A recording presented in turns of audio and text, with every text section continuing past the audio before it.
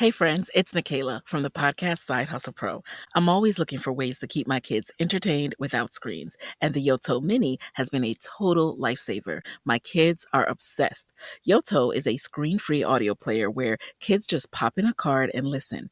Hours of stories, music, podcasts, and more, and no screens or ads. With hundreds of options for ages 0 to 12, it's the perfect gift they'll go back to again and again. Check it out at yotoplay.com. YOTOPLAY.com. Did I talk too much? Should have handled that. I just let it go. I wish I would stop. Overthinking so much. Did I talk too much? I wish I would stop. Overthinking. Let it go. Take a breath. You're not alone. Let's talk about what's going on.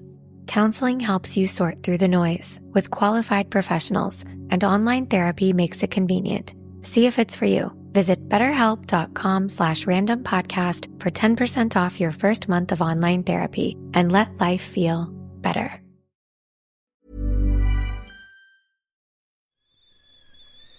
The kettle's boiled, Vic. Great. Perfect timing. Just a dash of milk for me, please, mate. Here you go. Shall we get started then?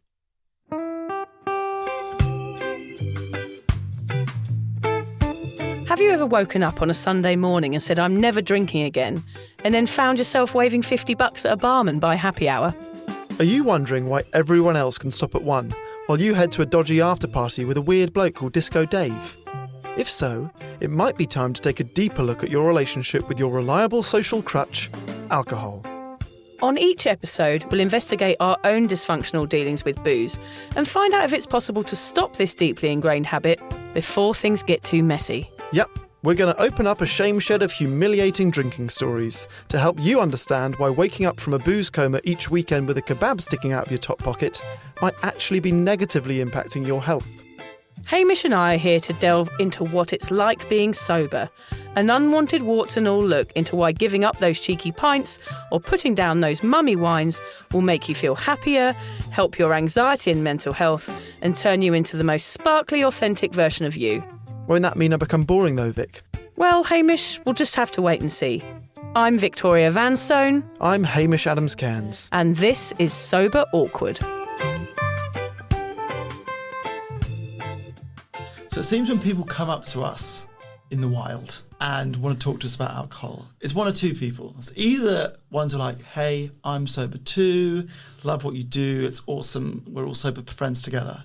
Or it's people justifying their drinking to us and telling us how much they love boozing, which is quite a weird thing to tell someone who's sober. You had an interesting run-in with this recently? Oh, yesterday I was doing a book signing and a lady came up, because obviously I have to say it's about alcohol, my book, and she said, but I love day drinking.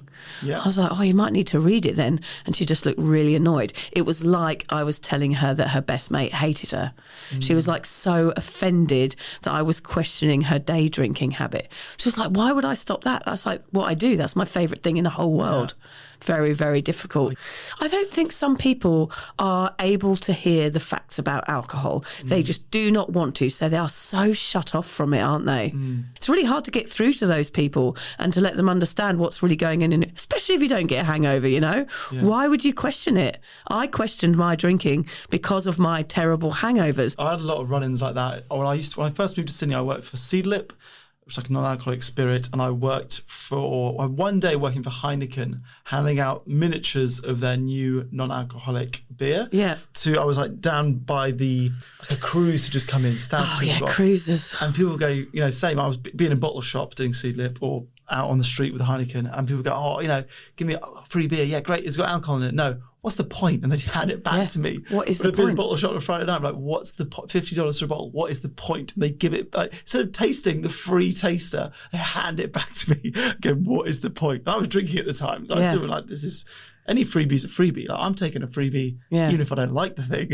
They're like, I'm not interested in trying it. I think it's because it is people's favourite thing in the whole world. So we are really up against it with this podcast sometimes, Hamish. And everything that we do and everything that we say is completely against what everybody in the world wants to do. It is almost an impossible situation, because it's like us saying that we're going to take away that one thing you love more than anything else in the whole world. But it's not that. It's drinking alcohol is no one's favourite thing in the world to do. It is the feeling that it gives you. The it is idea. the time with your friends. It is your time at the sporting fixture. It's your time at the concert. It's the feeling of relaxation. It's the feeling of euphoria. We're not saying give up all of that. No. We're saying all of that stuff is great. We love all of that stuff. We're just saying that maybe see if you can access it without the alcohol. Totally, 100%. That's a really good way of putting it. That's all we're asking. Yeah. Take the poison away and do all that stuff anyway. Yeah. And be awkward and be sober. It's the best. But in last week's episode, we took a deep dive into what the hangover actually was. In this week's, we want to sort of call this part 2 of last week's.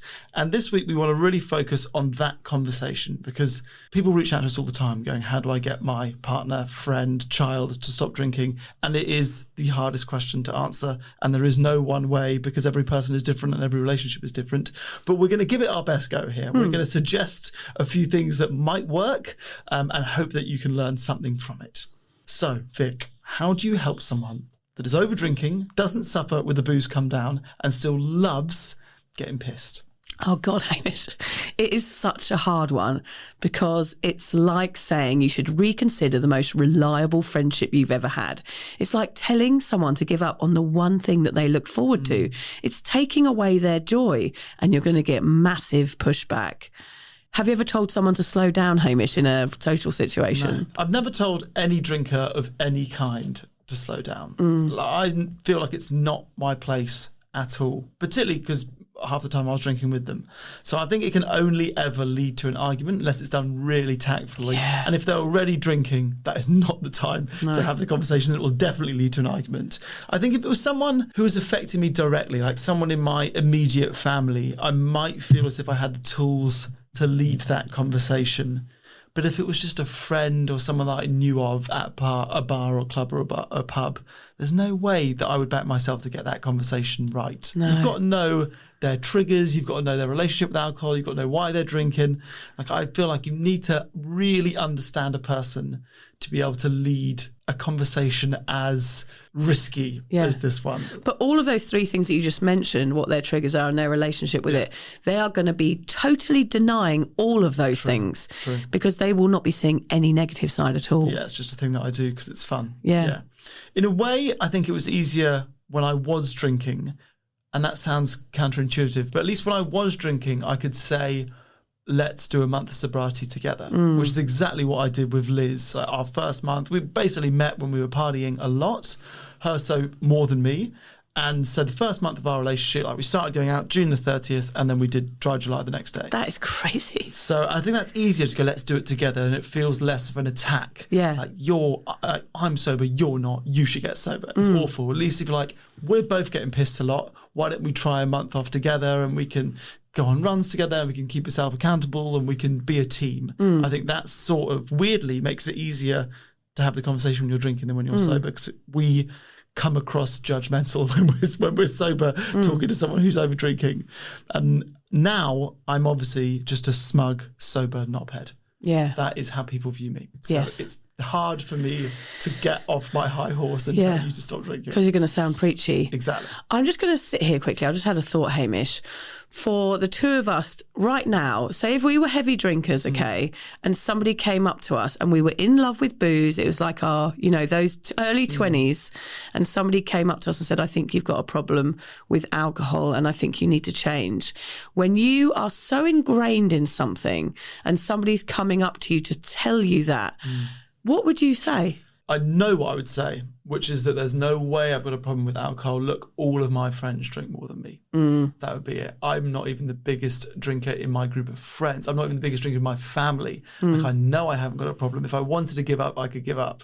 That is what I would say. And I would feel attacked. Like someone saying that you have a problem of any kind, not just alcohol or addiction, like you've got a problem with you're a shit driver. Yeah. You still feel attacked, Yeah. So I would be like, backs to the wall. No, you're wrong. I don't have a problem. Because we base alcohol misuse on the amount that people drink. Whereas in fact, of course, it's about people's own mental relationship with booze and how much they're relying. It's so much deeper than, well, I only drink 5 pints on a Friday night, isn't it? People go, well, I only do this, I only do that. So we're justifying it again. So it's a really difficult one because that person is not going to see the amount that they drink as a problem. Yes. Whereas in fact, they'll be ignoring all the other side effects that booze is having internally with their liver or perhaps with their levels of anxiety, as we know by the Huberman Lab episode, is going to be raised by 25% from just having 1 glass of wine a week. People won't be looking at that information because they'll just say, well, I don't drink as much as Jack down the pub, so therefore I don't have a problem. That is why this is going to be so hard. I don't drink during the week. I don't drink as much as Jack. I don't drink as much as my friends and family. Like that. Or I can give up whenever I want. I reckon most people, that is the answer you're going to get when you address this. And I actually don't think the most effective way to get someone to give up alcohol is by telling them to give up alcohol. I think you have to ask them some leading questions to make them figure it out for themselves. We've got some of those coming up. Yeah. I have tried occasionally to ask people to slow down on their drinking. Friends, family? Yeah, some family members, but I just How do you do it? I think I just said, is that all right? Like, is that okay, that amount that you're drinking? This is when you were sober? I was sober, they were drinking. And I said, I worry about the amount that you drink. I said it in a very nice way, but it was just too confronting. What was the answer that you got? It was, don't be so ridiculous. The hand came up and it was like, you don't talk to me about this. This is my thing. That it was very clear that there was no point in me continuing the conversation. Which is understandable. That's exactly how you would have reacted. It's exactly how I'd have reacted. Like, it's just such a personal relationship that people have with alcohol. They don't want to feel like anyone's telling them how to live their life. But also for some people, it's not just the alcohol and they don't realise. People are drinking for a reason. So, for example, if someone's massively traumatised, that is probably the reason they are over drinking now. So if you take the booze away from them, then suddenly they've got to deal with their past and they've got to deal with the luggage that is sitting on their doorstep waiting for you to open the door on it. And that is the fear that people have. They don't realise that's the fear. They don't realise sometimes that they even have trauma. They just go, well, this happened to me as a kid and that's what ever happened to everyone, and my dad hit me and this happened and that happened and it's all fine and I'm dealing with it and it's okay. But of course, if you stop drinking, all of those emotions, everything that you've not dealt with in the past is just going to fizzle up to the surface and they'll have to deal with it. So sometimes the entire reason why you're drinking is going to be why you continue, and the option of not is just going to be way too hard, even if you don't know it. So people are actually drinking away stuff and don't realise it. It's easier to carry on drinking and not address your issues than to go sober, which is A, hard, and then B, confront your issues. We've done 2 episodes recently. We did the one with Osher Ginsberg, we did the one with Joe Williams. Both of them went sober, which you're like, cool, now your life should be better. And then got suicidal. Because then the noise is allowed and the trauma catches up with you and you need to do an unbelievable amount of work to conquer it. And as we found on this podcast, with everybody that we know that has an alcohol misuse disorder, has some sort of issues, whatever they are. They might be your parents divorcing. It might be like me, my loss of friendship at school. It might be something really, really small, but there will be a reason that you are overdoing it. And to stop drinking is when that is going to arise, and it's going to be very, very confronting and very, very hard.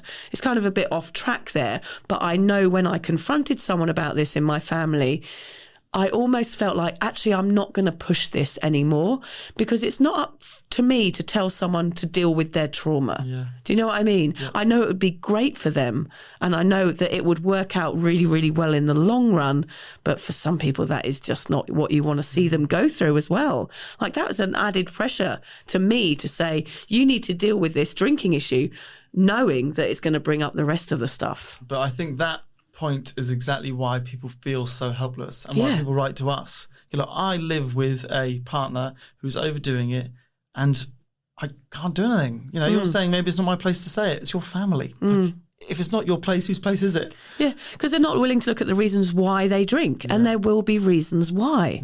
It's fascinating, isn't it? It's much deeper, this sort of rejecting the hangover, than we imagine.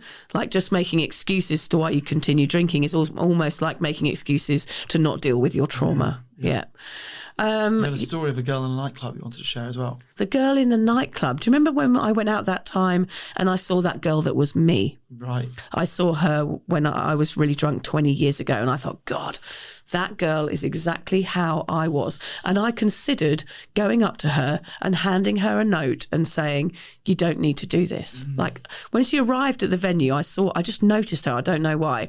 She was really confident and she'd obviously not had a drink by that point. And then I saw her up at the bar every 5 minutes, down in one, down in one, down in one. She was totally preoccupied with the booze. She was the life and soul, but she was deteriorating. And I just thought, that is exactly how I was. But I didn't go up to her and hand her a note because I knew that I wasn't going to get the result that I wanted. She wouldn't want to hear it. She wasn't in the right stage. And unfortunately, sometimes people have to get some sort of reaction to alcohol, whether it's addiction or anxiety or a downfall or a terrible hangover, to actually question it. And that is the problem. What would you have done if someone had told you to slow down, Vic? I would have grabbed a bottle of vodka off the shelf and taken a gulp in front of them. Yeah. I would have been so offended that I would have gone, fuck you, I haven't got a problem, watch this. Yeah. That is my reaction, and that would probably be the reaction of most people who love booze. So how can we subtly tell people, specifically ones that don't get hangovers, that it doesn't matter? That you're still going to get the long-term effect of being a heavy boozer, even if you don't get them. That you're still going to miss out on life because your drinking is out of control. Why would someone stop the one thing that they love? Oh, it's so good. I think it's because of addiction, and I think it's because of trauma, as we just said, and because they think they love it. But it's the initial feeling that they love. It's that wind down. It's that short-term euphoria that everybody looks forward to, isn't it? It's because they're fulfilling a need, they're fulfilling a craving, and that feels good. You're getting a dopamine hit.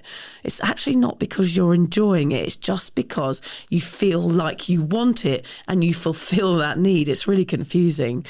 And if the hangover never kicks in, then why not keep getting the hit? It's like trying to take fizzy water away from a sober person. It is. It so is. It's a fight to the death. It is. Anyway, here are some ways that you can try and help someone who never gets a hangover and is going to keep on drinking until their liver packs up.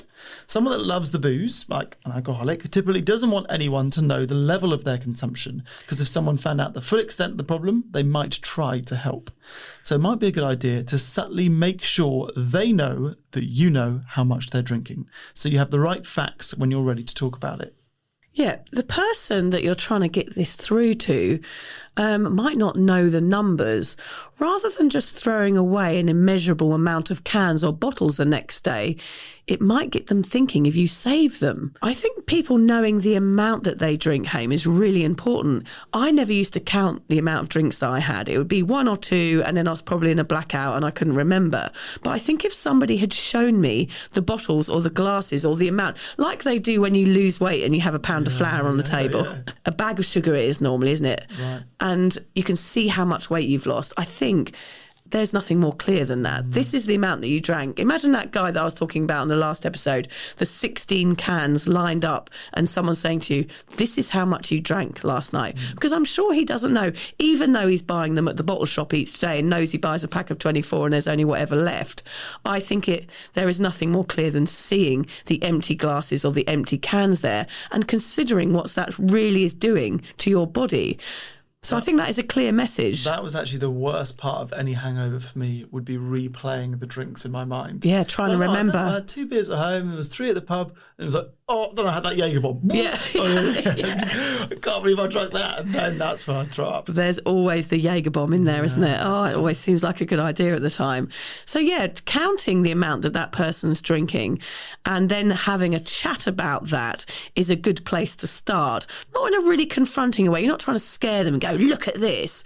But you can say, I've got the numbers, so I actually know how much you're drinking. But the point is with this that you've got to find the right time, a moment when they're sober, in the morning or at lunchtime, when you can have a real chat. Maybe take them out to a cafe or go for a walk. We've heard research, Hamish, haven't we, where if you stand shoulder to shoulder with someone going for a walk or sitting on a curb, they're more likely to tell you the truth than when you're sat in front of them. Less confronting. Yeah. Particularly men are more comfortable shoulder to shoulder than eye to eye. But what do you say? That is the nitty-gritty, because there is no way they are going to react very well. Occasionally people say, oh, it was a relief to be told it and gave me permission to address it, but that is probably unlikely, sadly. I would always start by telling them that you love them and that you are and that you are only addressing this topic because you are worried about them and you want them to be healthy and in your life for the rest of your time on this planet together. Can I just make a point here? Yes. I think that is actually the nitty gritty of it. I don't think you can go up to people, even acquaintances or people that are quite close to you, and address their drinking habit. I think it has to be someone that you love. Do you agree? Yeah. Because you can't just be going up to anyone going, oh, you drink too much, mate. I've got these reasons and this is why. It's only going to be important that you talk to this person if it's someone that's really, really close to you and that's important to you and that you truthfully worry about. Well, because I think that's it. When we say you're worried about someone else's drinking, what we're actually saying is I'm worried that you're going to die. Yeah. And I don't want you to die because I want you in my life forever because I adore the person that you are. Yes. That's really what we're saying. We're not saying I want you to stop drinking. We're saying I want you to live a long, happy life with. Hey friends, it's Nikayla from the podcast Side Hustle Pro. I'm always looking for ways to keep my kids entertained without screens, and the Yoto Mini has been a total lifesaver. My kids are obsessed. Yoto is a screen-free audio player where kids just pop in a card and listen. Hours of stories, music, podcasts, and more, and no screens or ads. With hundreds of options for ages 0 to 12, it's the perfect gift they'll go back to again and again. Check it out at yotoplay.com. YOTOPLAY.com. Time. It's always vanishing. The commute, the errands, the work functions, the meetings, selling your car. Unless you sell your car with Carvana. Get a real offer in minutes. Get it picked up from your door. Get paid on the spot. So fast you'll wonder what the catch is. There isn't one. We just respect you and your time. Oh, you're still here? Move along now. Enjoy your day. Sell your car today. Carvana. Pickup fees may apply. Me. That's it, isn't it? And normally you adore the person that isn't drunk. You adore the sober side of person. Never have I met someone that goes, oh my God, we've been married for 20 years and the best thing about our relationship is that we get pissed together. Although there are people out there that believe that. Yeah. But of course, they're not the bits that you remember. They're not the joy in life. That's not what you look forward to. And that's not what you're laying on your deathbed thinking you've done more of. I think it has to be someone that you truly care about. And that gives you the right to have this conversation. Yeah. So I think starting by saying something like that, I love you, I care about you, that's why I want to have this conversation, I think that helps to take the edge off. Of course, if you go straight in and say you drink too much, you can imagine what the responses might be. So we're going to list a few that you might expect. Things like, I know what I'm doing, I don't even get hangovers, it's the only thing I look forward to. My mother drank till she was 90 and she was fine. It's not like I start in the morning, give me a break. I'm not as bad as Barry, Meghan, Clive, Donald, insert any name. Or they might just totally fuck off. Yeah. Whatever. Someone that loves booze is not going to like what you say. But actually, this doesn't matter. Their reaction will be whatever it will be. All that does matter is that you voice how you feel without judgment in a way that lets them know you're worried about them. Even though it might come across like they can't hear you, we promise you deep down they can, and it will sink in. Annoyingly, by saying something, addressing the issue, it could increase your loved one's alcohol use in the short term at least, like it did with Vic grabbing that bottle of vodka. It's a natural reaction, even if it does seem a little bit childish. Even though the news you are worried might have a negative repercussion, they won't be able to completely drown out your concern. If they love you, they will be conscious of your worries and want to make the changes that you're requesting. Here are some of the examples of phrases that you can use.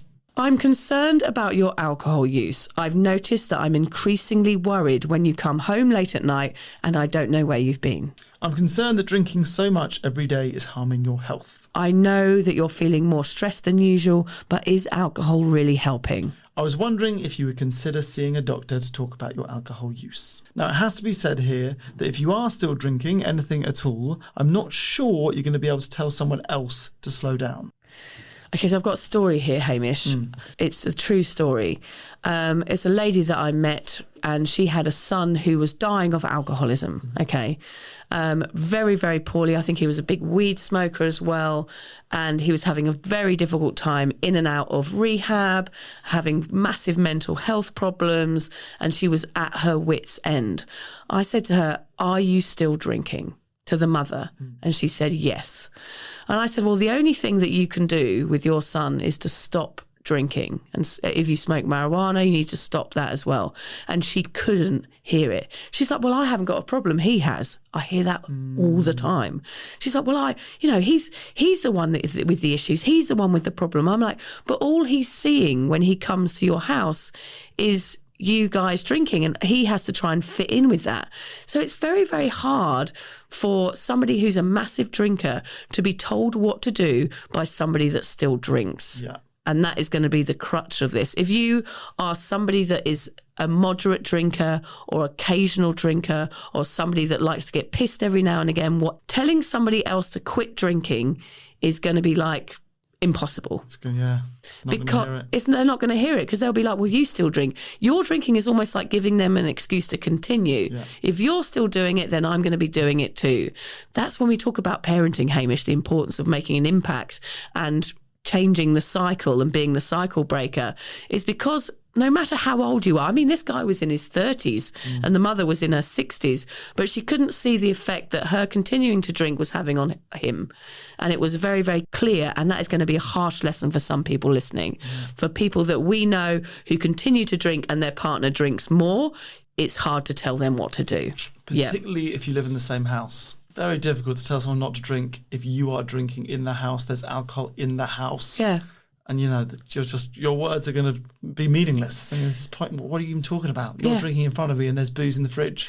If you're a smoker and somebody smokes 20 a day and you smoke one, you wouldn't watch them give up their 20 a day and you still smoke one. It's the same thing. Yeah. It's got to be a mutual decision. It's going to help if you're having this conversation, if you are already very confident in your sobriety, because it means you've got two legs to stand on instead of one, I think. Yeah.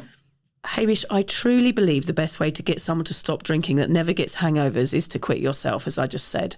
Lead by example and keep your eyes on your own paper. The proof is in the pudding. Keep going out, keep socialising, sit proud with your alcohol-free drink and be the proof that that person needs. This is the most powerful thing you can do, and it's the biggest gift you can give to those you love. Sobriety will eventually trickle through to the ears that don't first hear. Do you think your sobriety has influenced anyone else to quit, Hamish? I'm not sure. So I know that Liz hardly ever drinks now. Doesn't she? No. It's like certainly never around Sunny. Her relationship with alcohol now, I think, is pretty healthy. Like if we are at home and Sunny's around, she's not really drinking.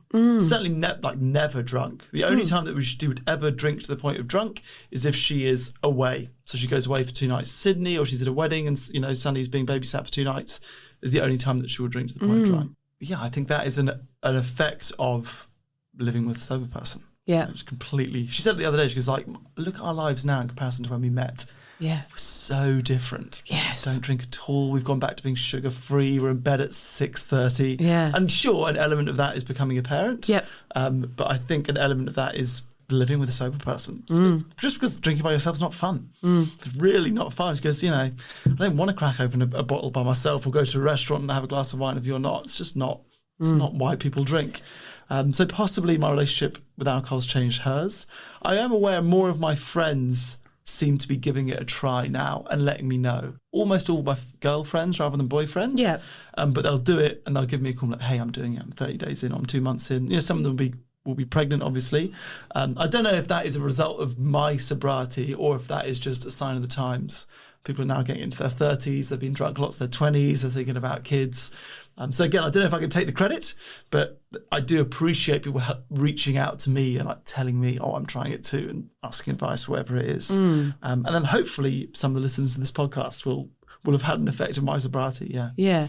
Do you think because you are not the problem drinker so much that you find it hard to be sober? Like, I know we talk about me feeling relieved when I gave up drinking because I was having all that anxiety and stuff. Like for you, somebody who didn't maybe have massive hangovers all the time and that didn't really have to make excuses about their drinking, didn't have to lie about it. Do you think it makes it easier for someone like you to give up drinking or harder? I think the actual process of not drinking alcohol is easier for me than someone who had a problem with drinking. Just based on the fact they have probably developed an addiction. I have not developed an addiction. I do, however, think that staying sober is harder for me than someone who had an addiction and is sober and then like, oh, fantastic. I know that if I went back to drinking, I would not develop an addiction to alcohol. So the downsides are less clear. With that being said, I haven't really missed not drinking. I don't miss drunk. Because that's interesting, because really you're like a guinea pig, aren't you? Yeah. For somebody to give up alcohol who's never had a problem with it or didn't have a problem with it at the time. So it's interesting to hear your opinion about how to stay sober, because you are like this person almost, because there's no reason in your head, there's no reason for you to quit. You are like this person who drinks loads and still can't find a reason to quit. So it's interesting to know that you still had the benefits, even though you didn't have the bad hangovers, you still experience the benefits of sobriety now, even though you didn't have a problem. So imagine the benefits that these people would feel. Like you wake up early, you do so much more, you have all these hobbies, you're present with your kid, like you're experiencing all of the good sides that sobriety brings, even though you don't have a problem. So that's a really interesting sort of level to start at, is go, look, I'd given up and I didn't even have a problem. And look at me, look at my life and how it's changed. Imagine if you gave up. Exactly. Yeah. So my life went from pretty good to good. Yeah. Whereas other people go from like bad to good. Like it's a far starker contrast. Yeah. And that's what a sober person can tell someone that doesn't recognise their issue because they don't have any side effects from booze, is that look at me, look what I've done, look how much my life has changed. I could say that to anyone. Remember me when I was a drinker? Now look at me. I've written a book, I do a podcast, like I do so much stuff. You have to be the example here. And even though you weren't a massive problem drinker, you are still an incredible example of someone who has changed their life by taking alcohol out of the equation. Well, they might have the same situation as me. You know, I said I'll give up for a year. Yeah. And I've blinked and it's been over 2 years. Yes. You know? So I think that could easily happen to anyone. You set yourself a goal and then go, oh, actually, I don't really miss it. Why not just carry on? And also I said to someone yesterday, I can't remember who I was talking to, it was when I was doing the book thing. It was a lady who'd said she loved day drinking. I said, well, you've done day drinking. Like, why don't you just try something else? I was trying to do it in a really subtle way. It's like, we've done all that. Imagine what it's like to not do that. Just for a year, just to see how it goes and just try something different. I mean, life's about trying different things, isn't it? And just try that and see how it goes. I think that's a good piece of advice when trying to have this conversation. Maybe asking someone to give up alcohol forever is a big ask. Massive. Asking someone to give up alcohol for a year, I think, is achievable. I think 30 days is a good start. No, but they're just looking forward to drinking again then. You get the benefits and you're counting down to day 31. Yeah. I think a year, particularly if you can go, I'll do it with you. A year is long enough to see a lot of the benefit. So I think maybe that's a better way to address this conversation. It's, hey, let's give up for a year together. And don't go January 1, don't go July 1, go tomorrow. Yeah, I totally agree with you. So let's do it. Let's do it for a year. Let's do it together. Let's see what the changes are and we'll go from there. Yeah. You know, that indefinite thing that Ziggy Albert's told us, that is a really good place to start. Let's just try something else. Try something different because this isn't working. Yeah. And you can say to them, look, if at the end of the year you are hating every minute of it and everything about it, your life hasn't changed in any way for the better, you know what? You can go back to it. Yeah. You can take that risk, you know, give them that reassurance. I don't think that's a risk because I know pretty much most people, if they are sober for a year, so much will change that they will just carry on. Yeah. They'd be mad to go back. Yeah, I think a few people also have changed around me, Hamish. Definitely my husband. Yeah, he's sober. He's been sober for nearly 2 years. He doesn't even count the dates. It just sort of ended. Yeah. He drinks alcohol-free beers now. I don't think will ever drink again. He wasn't a problem drinker. He just saw the benefits of me leading by example, marching forward and kept going. And I think he thought, well, what are the benefits of drinking? Probably the same thing as Liz, right? Same thing. Just not fun doing it by yourself. Just living with a sober person is enough to almost change someone, isn't it? Our smiling faces at 5 o'clock in the morning, ready to go for a run, is enough to turn anybody. There's someone who lies about hangovers as your partner when you go sober. They're certainly underplaying it when they're pretending that they want a parent the next day. So true. My parents have definitely slowed down their drinking. I don't know whether that's to do with their age or they're still party animals and they still love to drink, but they listen to every episode of this podcast. They come to all our shows. They are very, very conscious of the impact of alcohol now. I will say that, which is amazing.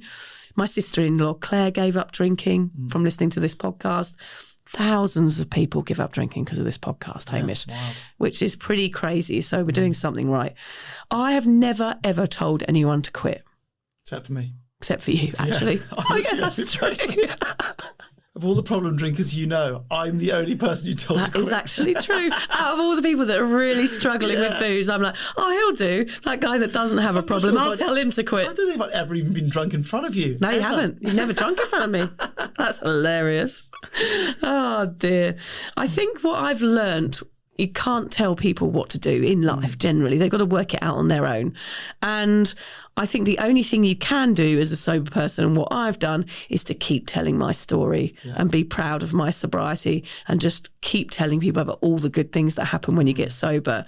And that's what people at home can do that are listening to this too. Just talk about your sobriety with pride. Tell your story. And in the end, your happiness will be hard to ignore. And I think the reason is, we have to give these answers fairly generally is that everyone has different things that make them tick. If your partner has always wanted to go to Italy, and you can use that as an incentive, if we do it for a year, hey, the 1st of July next year, let's go to Italy. Or if it's a money thing, if they're into money, I'll give you 10 grand if you can go sober for a year. If you can incentivize it and you know what makes them, what turns them on, go for it. Yeah. Use a bit of blackmail. Yeah. Well, it's that $1 million mindset again, isn't it, that David Watson told us about. It's like, if you had $1 million at the end of the year, could you do it? Say to that person, like, if I was going to give you $1 million at the end of your sober year, can you do it? And of course they'd say yes. So it means if they can do it for $1 million, they can do it for nothing. What's the difference? So to wrap it up, you want to address this conversation with love. Don't be too attacking. Tell them you love them, you care about them. That's why you brought it up.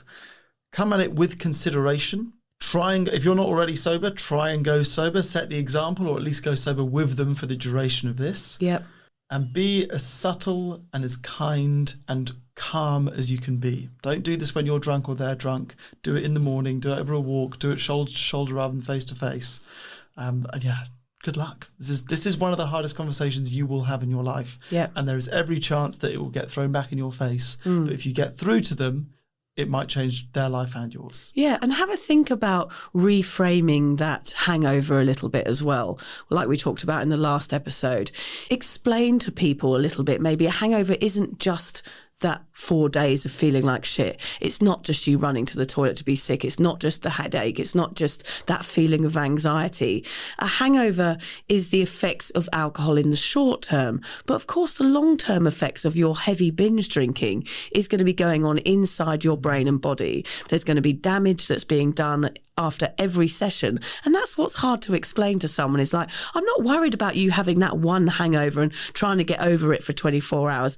I'm worried about the long term. I'm worried about our lives and your future and your wealth and health and everything else that's going on alongside that hangover. And that's why it's hard to talk to someone who doesn't get those hangovers, because they'll be not able to see that side of things. So it's all about these subtle conversations and how to get that side. I mean, we all know that alcohol's bad for us. Those people that are drinking and think they love it, they still know deep down that it's bad for them. So trying to get that message across subtly is going to be the best thing you can do. Well, the conversation is not about your hangovers. It's about how your drinking is affecting me. Yeah. So they can go, I don't get hangovers. Then your argument's buggered. Yeah. Whereas if you can go, look, that your drinking the way you are the morning after affects me in these ways, and that's why I want you to have a look at it. Yeah. I think that's your tact. Should we finish with this lovely email that we got? Yeah, go for it, Hame. Okay. Good morning from a rainy UK. It's always a good way to start an email because it makes me feel nostalgic. It makes me feel so cosy. I love calling someone and I can hear the rain in Yes, England. me too. The wind. I love it. I like hearing the rain and the wind, but I don't like being in it. Yeah. I don't mind seeing it on a film when No. I'm in 25 degrees under the aircon. I found your podcast a couple of years ago and it has truly been pivotal in me getting sober. I started listening and I laughed, cried and related to first Vic and Lucy. I had the same style of drinking as Lucy. And then the lovely Hame. I've stopped drinking and relapsed many times, but always went straight back to the podcast to get my head straight and to keep moving forward. I managed a dry January this year, which, apart from being pregnant, has been the longest time without poison in my system. I did drink again after it, briefly, but now I feel like something has changed for me. I'm happy to be sober and to see where my sober life takes me. I'll not deny it's hard after 15 years of drinking, but I feel that now I have the tools and the knowledge after listening to you. Listening to you is a joy. I look forward to a new episode every week. I know I will never meet any of you, but especially Lucy and Vic. You felt so relatable and like friends in the way that you speak and laugh. Thank you a million times over. You've given me back my family and I'll be forever grateful. Keep up this much needed podcast. Lots of love to all of you and your families. I like the way she sort of thanked Lucy more than you in that one. Yeah. That's why I chose that email. Yeah, thanks. Yeah. You edited out the bit when she goes like, Hame sounds like a bit of a dick, but Vic and Lucy changed my life. So relatable. But that is a really beautiful email. She even thanked our families. And do you know what the bit I loved in it, which made me actually cry when I read it, which was, you've given me back my family. Yeah. I mean, we sit in this studio week after week and we do all this work and we don't really feel fully appreciated all the time. We've got kids, we've got stuff going on. When we get emails like that, we feel fully motivated again, don't we? We're like, God, we are doing the right thing talking about this. We are doing the right thing by telling our stories and letting everybody know that actually sobriety isn't boring and it's actually all right. Yeah. The emails like that, it's difficult to describe, isn't it? I did give her back her family. I had them in hostage at my house. Yeah, that's what she meant. It was more... She paid the ransom. Yeah. Please stop kidnapping our listeners' families. I edited that bit off the bottom. Yeah. Can you please not kidnap my children again?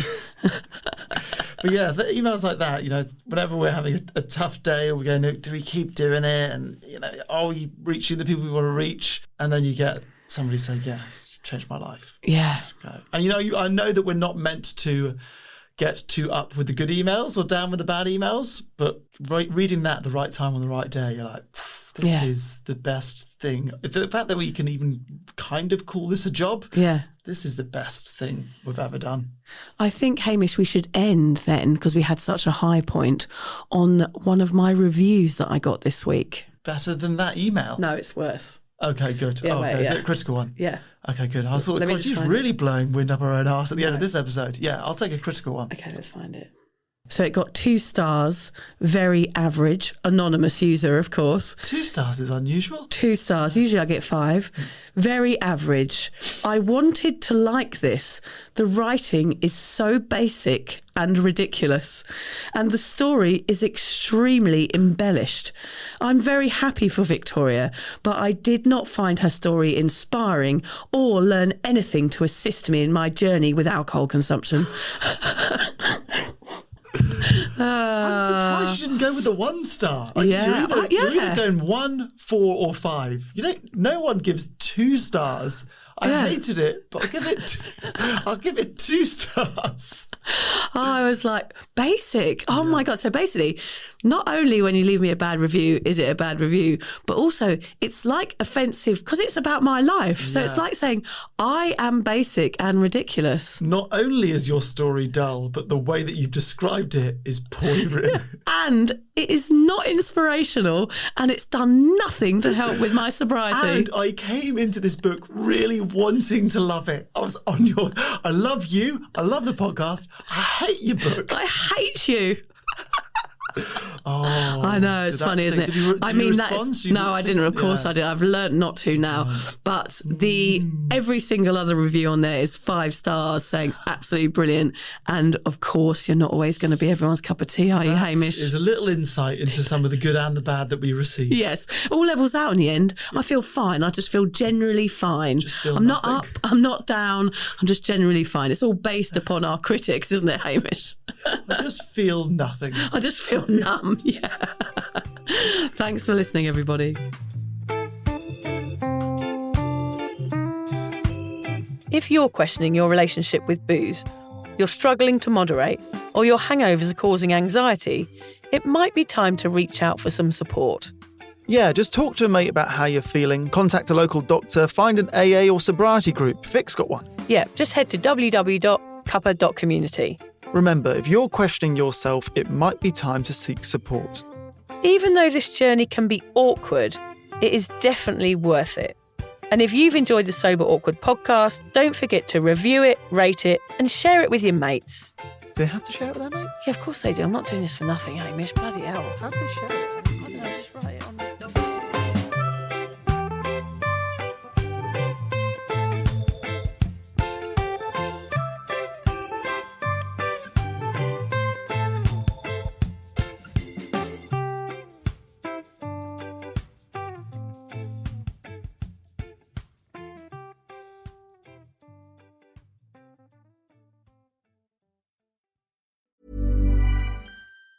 Hey friends, it's Nikayla from the podcast Side Hustle Pro.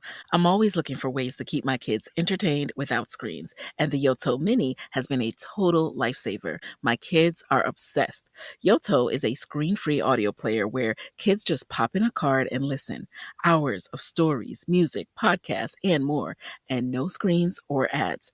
With hundreds of options for ages 0 to 12, it's the perfect gift they'll go back to again and again. Check it out at yotoplay.com. YOTOPLAY.com. Wix. It's where website creation meets AI, and where your boldest ideas become real. It just takes one platform to build a site that looks great and does everything you need it to. And it just takes one person, you, to start taking care of business like a 10-person team. With AI tools for creating an entire website from scratch or testing new ways to make money, Wix is there with you from day one. Try it out now at Wix.com. Acast powers the world's best podcasts. Here's a show that we recommend. Add a little curiosity into your routine with TED Talks Daily, the podcast that brings you a new TED Talk every weekday.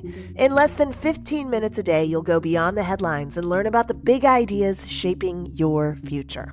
Coming up, how AI will change the way we communicate, how to be a better leader, and more. Listen to TED Talks Daily wherever you get your podcasts.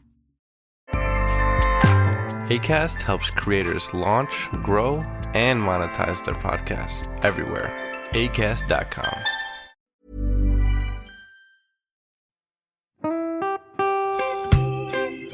So, as you probably know, my comedy memoir, 1,000 Wasted Sundays, is officially out. All my magnificent fuck-uppery in one awkward hit.